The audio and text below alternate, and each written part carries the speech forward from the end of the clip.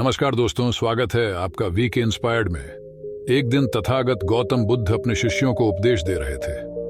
तभी एक शिष्य उठकर बोला, भंते, क्या हर दुख का निवारण किया जा सकता है? बुद्ध बोले, यह सत्य है कि हर दुख का निवारण किया जा सकता है। इसी संदर्भ में मैं तुम्हें एक कथा सुनाता हूं। एक सेठ का नौकर लंबे समय से उसके पास रहकर उसकी सेवा कर रहा था।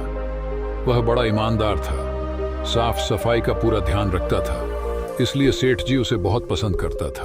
एक दिन शाम को जब सेठ जी घर आए तो देखा कि उनकी पुरानी दीवार घड़ी टूटी पड़ी है। उन्होंने नौकर को बुलाकर पूछा, यह घड़ी कैसे टूट गई?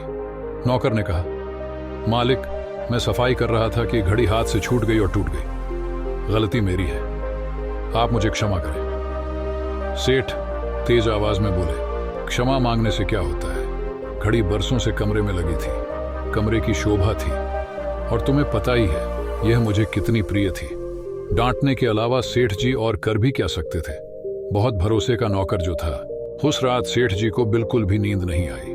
वह बार बार बस करवटें बदल रहे थे। घड़ी टूटने की बात बार बार मन में आ रही थी। जब उन्हें नींद नहीं आई तो वह बिस्तर से उठकर घर में इधर उधर डोलने लगे। तभी अचानक उनकी नजर उनके नौकर पर पड़ी। वह खर्राटे ले रहा था।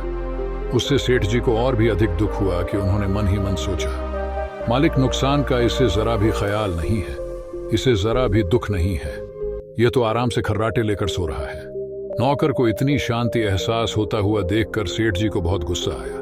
उन्होंने अगले दिन एक प्रयोग करने का निश्चित किया। अगले दिन नौकर ने जो अपना सारा काम खत्म कर लिया तो शाम को सेठ जी ने उसे बड़े प्यार से बुलाया और कहा, देखो, कल नुकसान हो गया था, इससे मैं बहुत गुस्से में था, इसी से मैंने तुम्हें डांट दिया था, पर यह तो कल की बात थी। आज मैं बहुत प्रसन्न हूं। तो मेरे साथ इतने दिन से हो, इतना अच्छा काम करते हो, कभी मेरे मन में आया था कि मुझे तुम्हारी सेवा के लिए कुछ इनाम देना चाहिए।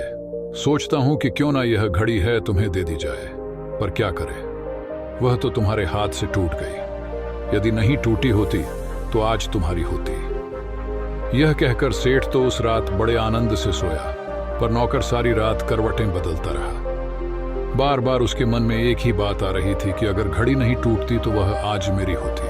कथा सुनाकर बुद्ध बोले, अब शायद तुम समझ चुके होंगे कि लोग ही दुख का सबसे बड़ा कारण होता है। इसे त्याग कर ही हर दुख से मुक्ति पाई जा सकती है। जब उस घड़ी का संबंध उस सेठ के साथ जुड़ा हुआ था, तब उसके टूटने का दुख उस सेठ को ही हुआ, क्योंकि सेठ के मन में उस घड़ी को लेकर लालच, लोभ था। लेकिन जैसे ही उस घड़ी का संबंध उस सेठ से हटकर उस नौकर के साथ जुड़ गया, उस नौकर के मन में उस घड़ी को लेकर लगाव पैदा हो गया, और उस घड़ी के टूटने का दुख अब सेठ से हटकर उस नौकर को होने लगा।